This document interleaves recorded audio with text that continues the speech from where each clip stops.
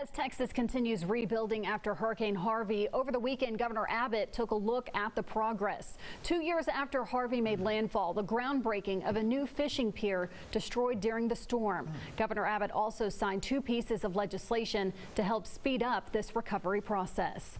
Now, and in the wake of a disastrous storm like Harvey, FEMA says there is a gap between how communities recover from natural disasters. To fix that, the agency is calling on federal, state, and local governments to work together to better prepare for the next big storm.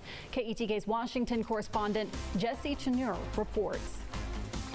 From floods and tornadoes in the Midwest to hurricanes and earthquakes on the coast, when disasters strike, they devastate communities and cost taxpayers billions of dollars. The Federal Emergency Management Agency says it wants to start spending money before disaster strikes. How can we do things differently so that we can focus our resources together to improve resilience in communities? Michael Grimm is the Assistant Administrator for Risk Management. He says FEMA's new National Mitigation Investment Strategy directs federal, state, and local governments and the private sector to work together to come up with ways to prepare for disasters. So that communities of different capabilities can develop what they need. The recommendations include building to disaster-resistant codes, collecting and sharing data like flood maps, and combining grants and loans to fund projects. FEMA says the strategy is also a way to make sure poorer rural communities have as many resources as their wealthier urban counterparts to prepare for, then recover from natural disasters. That's going to come out as